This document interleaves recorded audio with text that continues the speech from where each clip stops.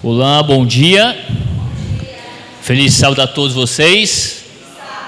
Que alegria estar com vocês aqui mais uma vez para louvarmos o nosso Deus e para meditarmos na sua palavra também. Hoje eu não estou só, hoje eu vim acompanhado de minha esposa. Ali está. Essa aí é a varoa que o Senhor me deu, certo? E quando essa aí que vai cantar comigo nos dias que ela não tiver de plantão, tá bom, irmãos? Então, como eu combinei com vocês na reunião, quando ela não estiver, aí aquelas irmãs que querem responder pela música canta com a gente, né? Mas no dia que ela estiver, ela canta comigo, tá bom?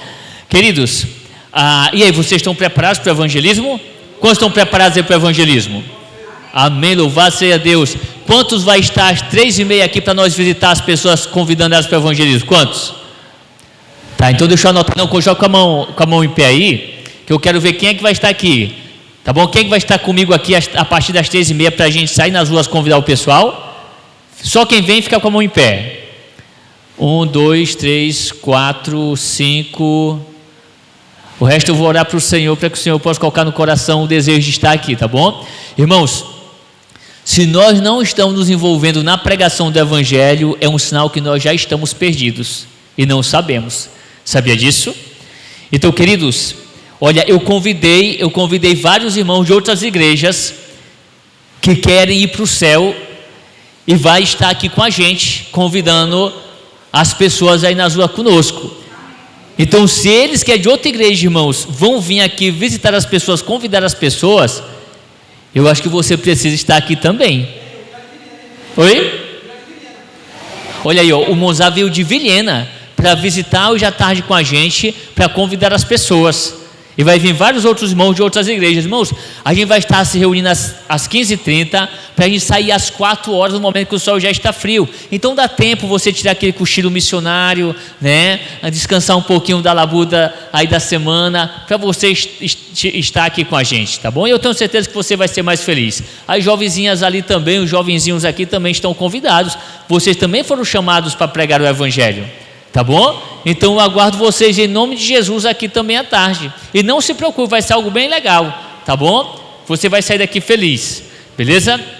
Queridos, é isso aí. Então hoje à tarde estaremos juntos aqui com vocês, para que nós possamos aí dar a nossa largada. Deixa eu perguntar para vocês: quantos acreditam aqui na volta de Jesus? Quantos? Amém, louvado seja Deus. Quantos querem ver Cristo voltando? Quantos? Tá, agora deixa eu perguntar para vocês: vocês querem mesmo ver Cristo voltando? E por que vocês não estão pregando o Evangelho? É uma incoerência dizer que queremos ver Cristo voltar se não estamos pregando o Evangelho, porque lá em Mateus capítulo 24, verso 14, diz o seguinte: e este Evangelho do Reino será pregado por todo o mundo para testemunha a todas as nações, então virá o fim. Queridos, só tem uma coisa que está impedindo Jesus voltar, uma somente: é o Evangelho do Reino ser pregado por todo o mundo. Então, se eu e você queremos ver Jesus voltando nos nossos dias, irmãos, nós precisamos clamar ao Senhor que nos dê o seu poder, que nos dê ousadia para sairmos pregando o Evangelho de Cristo Jesus, porque se nós não pregarmos o Evangelho, Jesus não vai voltar na nossa geração, tá certo? Agora, queridos, o que você está fazendo para que Jesus volte em nossa geração? Será que você está fazendo alguma coisa para Jesus voltar na sua geração? Ou será que você quer, mas não está fazendo nada? É o que nós precisamos refletir. Quantos, agora queridos, quantos estão vivendo como alguém que está esperando a volta de Jesus? Será que eu e você estamos vivendo como alguém que está esperando a volta de Jesus? Ou será que nós estamos apenas vivendo como qualquer um, achando que estão nos preparando para a volta de Jesus? Queridos, entenda que Satanás, ele quer que nós estejamos acomodados, achando que está tudo bem com a nossa vidinha espiritual que estamos levando, quando na verdade pode ser que esteja tudo errado com a nossa vida espiritual e nós ainda não nos demos conta. Será que eu e você não somos apenas mais uma pessoa que está dentro de uma igreja, participando de uma comunidade de crentes, mas vivendo sem compromisso nenhum com os ensinos bíblicos, sem compromisso nenhum com Jesus e com a pregação do Evangelho? Será? É possível que nós estejamos dentro da igreja, apenas fazendo parte de uma comunidade de crentes, mas sem compromisso nenhum com a palavra de Deus, sem compromisso nenhum com a pregação do Evangelho. É possível. E se isso está acontecendo na minha vida, eu preciso prestar mais atenção, porque senão eu vou me perder dentro da igreja, certo? Agora, queridos, hoje nós iremos estudar sobre os últimos sinais antes da volta de Jesus. A razão pela qual a igreja adventista do sétimo dia, eu não vou falar as igrejas aí fora porque elas não conhecem a Bíblia ou as profecias, mas esta igreja foi dada a conhecer as profecias bíblicas, e o motivo pelo qual esta igreja, a igreja adventista do sétimo dia, aqui no bairro Lagoa, no Três Marias, no Jardim Santana, na Nova Porto Velho, por todo lugar que a gente passa, está morna e não está ativamente pregando o Evangelho, é porque não estão gastando tempo estudando as profecias. Se o povo que diz que é povo de Deus, nesses últimos dias, estivessem estudando as profecias, certamente esta igreja era outra. Certamente nós veríamos um movimento missionário como nunca se viu antes na história da terra, porque é exatamente isso que acontece ou que vai acontecer quando esta igreja começar a estudar as profecias bíblicas. E é exatamente isso que nós vamos estudar, os últimos sinais que antecedem a volta de Cristo, e você vai ver, queridos, que não falta mais nada acontecer. Jesus de fato está voltando. E para tanto eu quero pedir que você se ajoelhe neste momento comigo, porque eu não quero falar as minhas palavras nesta manhã. Eu quero pedir que o Espírito Santo me use para falar ao teu coração e despertar a tua vida espiritual. Então, aqueles que puderem, se ajoelhem comigo e vamos clamar ao Senhor. Pai querido e eterno Deus, louvado e exaltado seja o teu santo nome, porque tu és o Criador dos céus, da terra, do mar e de tudo que neles existem. Pai querido, eu não sei como esses teus filhos chegaram até aqui, o que está trazendo amornidão espiritual na vida deles, quais são os problemas que eles têm enfrentado, Senhor, que tem trazido angústia, sofrimento e dor para eles. Mas em nome de Jesus, neste momento, eu quero pedir que o Senhor tire da vida dos teus filhos tudo aquilo que está trazendo angústia, dor e sofrimento, para que eles possam ser felizes nessa jornada que estão empreendendo, para que as pessoas ao seu redor, Pai, possam entender que ser cristão é viver feliz, Senhor, é poder realmente estar alegres, porque sabemos que muito em breve toda a nossa dor e o nosso sofrimento irá passar, porque o Senhor está voltando para nos buscar. Por isso, Pai, neste momento eu quero pedir que o Senhor tenha misericórdia de todos nós, que o Senhor nos ajude a olhar as tuas bênçãos em nossas vidas e a sermos gratos por tudo que o Senhor tem feito. Mas, Pai, nós não queremos sair da maneira que entramos aqui neste lugar, e por isso, em nome de Jesus, tenha compaixão de nós e envia o teu Espírito sobre cada um dos teus filhos que aqui estão, que neste momento o Senhor ajude eles a deixarem as suas dores, as suas angústias, as suas tristezas de lado, e que eles venham dar lugar ao teu Espírito, para que assim eles possam, Pai, compreender a tua mensagem para eles nesta manhã, e que o Senhor, Pai, me use com o poder do teu Espírito, para trazer a tua mensagem aos teus filhos nesta manhã, e que eles possam despertar do sono que estão vivendo, e que nós juntos, Pai, possamos nos unir, Senhor, neste momento de evangelismo, e durante todos os nossos dias, para pregar o teu evangelho para este bairro, Senhor, que não te conhece ainda. Por favor, fica com todos nós, nos dê sabedoria do alto dos céus e me usa nesta manhã, em nome de Jesus te pedimos e te agradecemos, amém.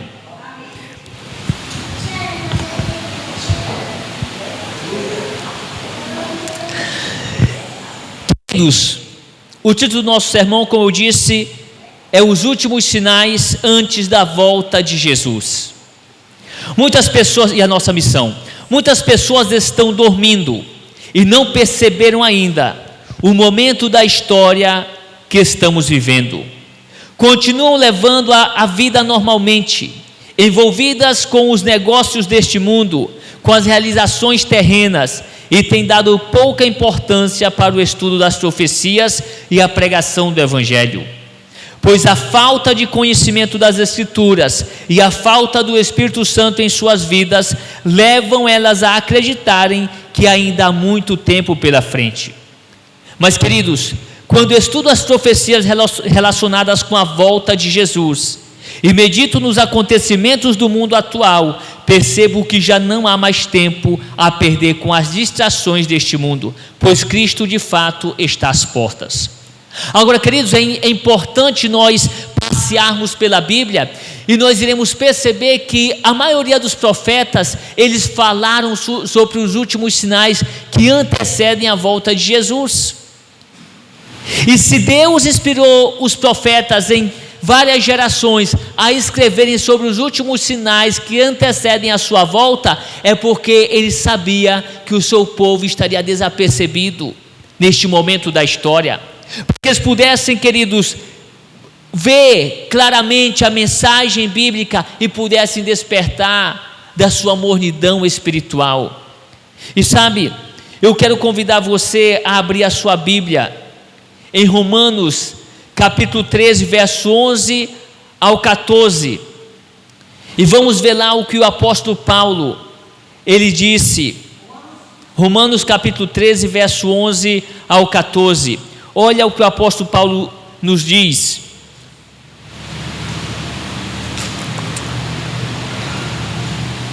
Romanos capítulo 13, verso 11 ao 14, diz assim: e digo isto a vós outros, que conheceis o tempo, já é hora de vos despertardes do sono, porque a nossa salvação está agora mais perto do que quando no princípio cremos. Vai alta a noite e vem chegando o dia. Deixemos, pois, as obras das trevas e revistamo-nos das armas da luz. Andemos dignamente, como em pleno dia, não em orgias, em bebetices, não em impudícias e dissoluções, não em contendas e ciúmes, mas revesti-vos do Senhor Jesus Cristo, e nada disponhais para a carne no tocante às suas concupiscências. Queridos, é o momento do povo de Deus despertar do sono. É o momento de nós deixarmos de lado as coisas deste mundo, porque a nossa salvação está mais próximo do que quando no princípio cremos. Se Paulo, ele pôde escrever essas palavras em seus dias, há quase 2000 anos atrás, o que ele não diria nesse momento da história que estamos vivendo, irmãos?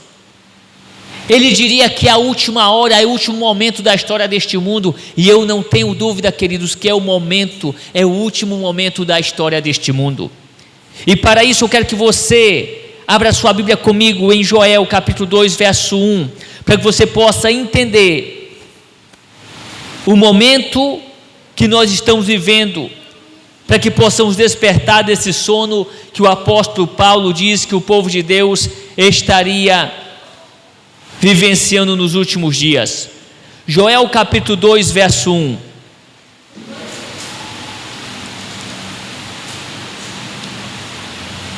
Joel capítulo 2, verso 1. Acompanhe comigo aí na sua Bíblia. E diz assim: tocai a trombeta em Sião, e dai a voz de rebate no meu santo monte. Perturbem-se todos os moradores da terra, porque o dia do Senhor vem, já está próximo. Queridos, olha que mensagem, a mensagem de Joel: tocai a trombeta em Sião, e dai a voz de arrebate no meu santo monte, porque o dia do Senhor está próximo. E é interessante como que ele destaca esse dia. Ele diz o seguinte: perturbem-se todos os moradores da terra, porque o dia do Senhor vem e já está próximo. Queridos, o que é esse tocar a trombeta em Sião? Primeiramente eu preciso entender quem é Sião na Bíblia. Quando a Bíblia se refere a Sião, ela está se referindo a duas coisas: o monte Sião de fato, mas também está se referindo a Jerusalém, a cidade de Deus. Então está se referindo a esses dois lugares. Mas aqui profeticamente ele não está se referindo a Sião literal, mas sim a Sião simbólica, que é realmente Jerusalém, onde habitava o povo de Deus. Agora, queridos, olha que Joel, que Deus fala para Joel tocar a trombeta onde? No meio do povo de Deus. Por que Deus não fala assim, olha, tocar a trombeta para os povos lá fora? Sabe por que Deus falou para tocar a trombeta em Sião, no meio do povo de Deus? Sabe por quê? Porque o povo de Deus está dormindo, o povo de Deus está desapercebido, o povo de Deus não está entendendo o que está próximo a acontecer. Então por isso que ele falou para tocar a trombeta primeiramente em Sião. Nós não temos condições de tocar a trombeta para as pessoas aí fora, queridos, se nós não começarmos a tocar a trombeta primeiramente em Sião, ou seja, dentro da igreja. Para que esta igreja possa se levantar e pregar o evangelho, é necessário nós tocarmos a trombeta aqui dentro, nós falarmos do que está acontecendo neste momento aqui dentro, porque, queridos, por onde a gente passa nós percebemos um povo adormecido, um povo que não tem compromisso nenhum com Cristo, um povo que não tem compromisso nenhum com sua palavra, um povo que não tem compromisso nenhum com a pregação do evangelho. Então por isso que a trombeta tem que ser tocada dentro das igrejas adventistas primeiramente, para ver se esse povo que está dentro da igreja adventista do sétimo dia se levanta como um exército numeroso para dar a última mensagem de advertência a esta terra, porque a seara está madura, Jesus está voltando, e as pessoas nada estão fazendo. As pessoas que conhecem a palavra de Deus, as pessoas que foram chamadas para esta igreja, para tocar agora a trombeta aí fora, não estão fazendo isso. Então por isso que Deus fala para tocar a trombeta em Sião, no meio do povo de Deus, para ver se o povo de Deus dos últimos dias desperta dessa letargia espiritual que tem invadido o coração de nossos irmãos, o coração do povo de Deus. E sabe, queridos, se essas pessoas elas não despertarem, sabe o que vai acontecer? Essas pessoas serão sacudidas daqui de dentro, e vai vir pessoas lá de fora ocupar o lugar que é no momento meu e seu. É exatamente isso que vai acontecer. Por isso que Deus, Ele pede para tocarmos a trombeta em Sião. Agora, queridos, veja quais são os últimos acontecimentos que Joel ele descreve que irá acontecer no grande e terrível dia do Senhor, ainda no contexto do capítulo 2, os versos 10 e 11 agora. Acompanhe comigo, grave comigo aqui os sinais e vamos ver se repetem, se os outros profetas repetem esses mesmos sinais. Vamos lá, o verso 10 e 11. Diante deles o que acontece com a terra? A terra treme, mas o que? E os céus se abalam, o sol e a lua, acontece o que com eles? Se escurecem. E as estrelas, acontece o que com as estrelas? Retiram o seu resplendor. Por quê? Porque elas caem do céu. O Senhor levanta a voz diante do seu exército, porque muitíssimo grande é o seu arraial, porque é poderoso quem exerce as suas ordens. Sim, grande é o dia do Senhor, e muito o quê? E muito terrível. Quem poderá suportar? Queridos, aqui está falando dos últimos acontecimentos que acontecem exatamente no dia do Senhor, no dia da volta do Senhor Jesus. Queridos, para Deus, um dia é como o quê? Com 1000 anos, ou seja, Ele está descrevendo os últimos sinais que acontecem antes da volta de Jesus, no dia da volta de Jesus, ou seja, no período da volta de Jesus. E queridos, é interessante que a terra treme, o sol e a lua não dão a sua luz, e as estrelas também retiram o seu resplendor. E por que elas retiram o seu resplendor? Porque elas caem pelo chão, e nós vamos ver isso em outros textos bíblicos também. Então, queridos, são pelo menos esses 3 sinais: tremor de terra, o sol e a lua não dão a sua luz, e as estrelas caem do céu. Mas, queridos, quando a gente começa a passear pela Bíblia, como eu disse para vocês, não é só Joel que descreve esses sinais.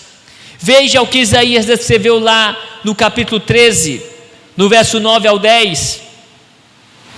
Isaías capítulo 13, verso 9 ao 10, e veja se são os mesmos sinais que Joel também descreveu. Isaías capítulo 13, verso 9 ao 10. Amém.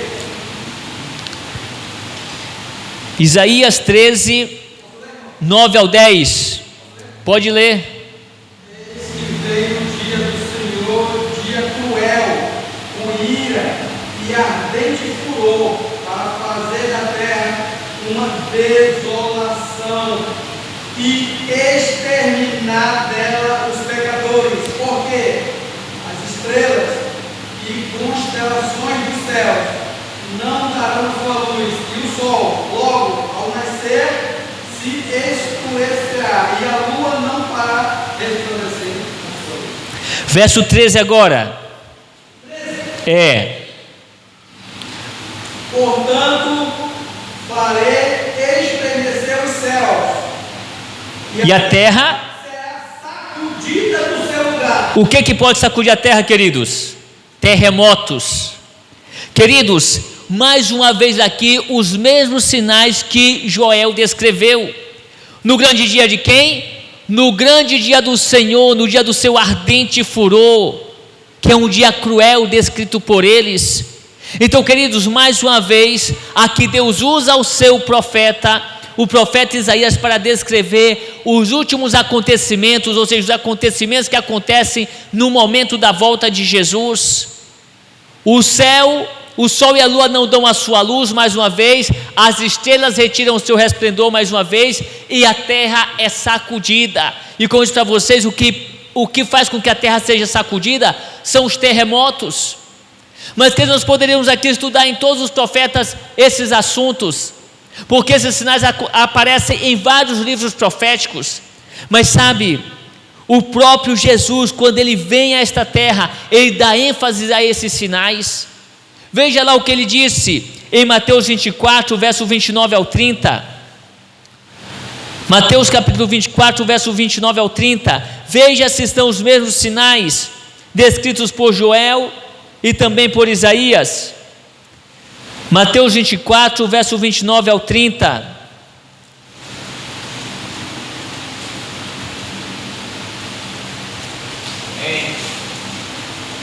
Aqui agora, queridos, é o próprio Jesus falando, tá bom? Acompanhe comigo, diz assim, ó: logo em seguida,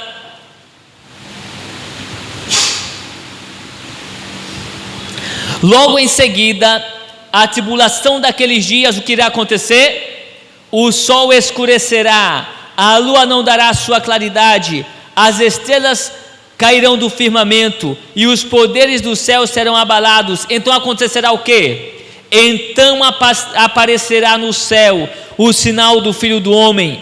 Todos os povos da terra se lamentarão e verão o Filho do Homem vindo sobre as nuvens do céu com poder e muita glória. Queridos, o próprio Jesus, ele faz questão de enfatizar os últimos acontecimentos antes de sua volta. Ele usa no decorrer da história todos os profetas para mostrar quais seriam os últimos sinais que aconteceriam momentinhos antes da volta de Jesus. Mas quando ele vem a esta terra, ele faz questão de mencionar para os seus discípulos e para todas as gerações quais seriam esses últimos sinais. Se você parar para analisar, queridos, o capítulo 24, você vai perceber que Jesus começa a falar dos sinais que antecedem a sua vinda, só que ele fala assim, ó: porém não é o fim, é o princípio das dores. E ele continua falando do que vai acontecer quando está perto dele voltar, só que aqui ele fala assim, ó, logo em seguida, ou seja, após esses primeiros acontecimentos, o sol escurecerá, a lua não dará sua claridade, as estrelas cairão no firmamento e os poderes do céu serão abalados. Então aparecerá no céu o sinal do Filho do Homem vindo sobre as nuvens do céu. Todos os povos da terra se lamentarão e verão o Filho do Homem vindo sobre as nuvens do céu com poder e muita glória. Ou seja, queridos, logo após aqueles acontecimentos, ou seja, agora ele enfatiza, é os últimos acontecimentos antes da minha volta. Só que é interessante salientar, queridos, que ele fala que todos os povos da terra se lamentarão. Sabe por que ele fala que todos os povos da terra se lamentarão? Porque todos ouviram quais seriam os últimos sinais da volta de Jesus. Todos compreenderam, mas não quiseram compromisso nenhum com Cristo. Não quiseram abandonar o comodismo espiritual. Não quiseram deixar de lado os prazeres deste mundo. E por isso agora estão vendo Jesus voltar, mas com a certeza que estão perdidos. Muitos que estavam na igreja nesse período não vão estar preparados porque negligenciaram a sua preparação, porque deixaram de lado o compromisso com o Evangelho, decidiram se comprometer com as coisas deste mundo e não com Cristo e com a sua palavra. Então, queridos, esses sinais ele fala que logo em seguida, depois que acontecem esses sinais aqui, o que acontece? Então aparecerá no céu. Então depois que, queridos, que surge, que acontecem o escurecimento do sol e da lua, a queda das estrelas e o grande temor de terra, Jesus já aparece.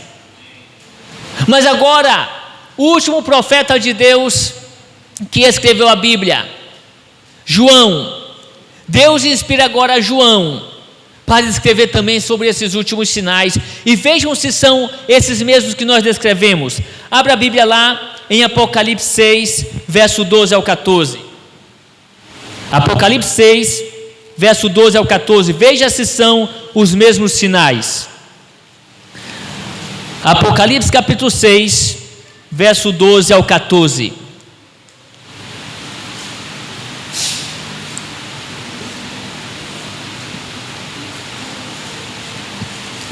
Apocalipse 6, verso 12 ao 14. Acompanhe comigo. Vi quando o Cordeiro abriu o sexto selo. Deixa eu perguntar para vocês, quantos selos tem o Apocalipse? 7 selos. Eu pergunto a você, o que significa esses selos? São momentos da história. Então cada selo representa um momento da história deste mundo. Então continua comigo, diz assim, vi quando o Cordeiro abriu o sexto selo, ou seja, o penúltimo selo, e sobreveio o que, queridos? Sobreveio o grande terremoto. O sol se tornou negro como saco de crina, a lua toda como sangue, as estrelas do céu caíram pela terra, como a figueira quando abalada por vento forte deixa cair os seus figos verdes.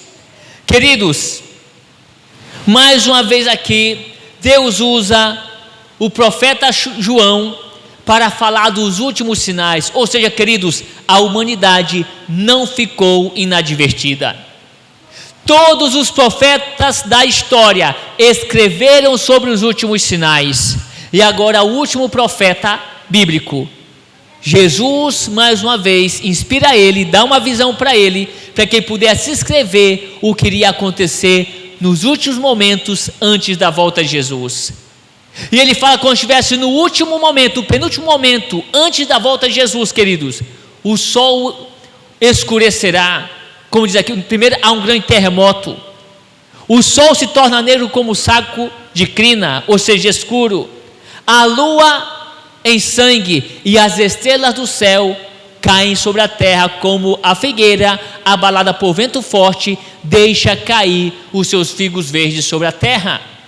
Mais uma vez aqui, os mesmos sinais que Joel disse que iria acontecer quando fosse o terrível dia da ira do Senhor, os mesmos sinais que Joel disse também, que Jesus disse, agora João descreve os mesmos sinais. Mas, queridos, é o sexto selo sendo aberto. E o que acontece quando o último selo é aberto? O que acontece? Apocalipse 8, verso 1. Veja o que acontece em Apocalipse capítulo 8, verso 1, quando o Cordeiro abre o último selo, que é o sétimo. Diz assim: quando o Cordeiro abriu o sétimo selo, houve silêncio no céu cerca de meia hora. Então, queridos, o que acontece quando o Cordeiro abre o último selo? Um silêncio no céu, cerca de meia hora. Eu pergunto para você, o que é esse silêncio no céu? Abra sua Bíblia em Mateus 25, verso 31. Veja por que o céu fica em silêncio quando o Cordeiro abre o sétimo e último selo. Mateus 25, verso 31. Mateus 25, verso 31, nós vamos entender por que o céu fica em silêncio por cerca de meia hora quando o Cordeiro abre o sétimo selo, que é o último selo. Acompanhe comigo. Mateus 25, verso 31 diz assim: quando vier o Filho do Homem na sua majestade e todos o quê? Todos os anjos com ele, então se assentará no trono da sua glória. Você está entendendo o porquê que o céu fica em silêncio quando o Cordeiro abre o último selo, que é o sétimo? Você está entendendo? Porque todos os anjos do céu vêm com Jesus quando ele retorna a esta terra. Por isso que o céu fica em silêncio, queridos. Agora, queridos, para nós sabermos se está perto do sétimo selo ser aberto, nós precisamos agora navegar na história e saber se esses últimos sinais que os profetas e o próprio Jesus descreveu, se eles já aconteceram. Será que esses sinais já aconteceram ou ainda irão acontecer? Infelizmente, tem muitas pessoas dentro da igreja adventista que acham que esses sinais ainda irão acontecer. E aqui está o grande problema. Queridos, esse grande terremoto que acontece, sabe quando ele aconteceu?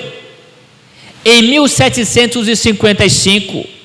E ele está registrado na história como o maior terremoto que a história já presenciou. É o grande terremoto de Lisboa. Toda Lisboa foi destruída. E esse tremor foi tão forte que foi sentido em vários continentes. Então, o sexto selo foi aberto, queridos, a partir de 1755. Ou seja, em 1755 começou a contagem para a volta de Jesus. Ou seja, se refere ao dia da volta de Jesus. E o sol, quando que o sol se escureceu? Queridos, esse grande terremoto ele foi sucedido pelo escurecimento do sol. O terremoto aconteceu em 1755. E o escurecimento do sol e da lua aconteceu em 1780. Esse evento ocorreu no leste dos estados de Nova York e no sul da Nova Inglaterra, em 19 de maio de 1780 d.C. O estudo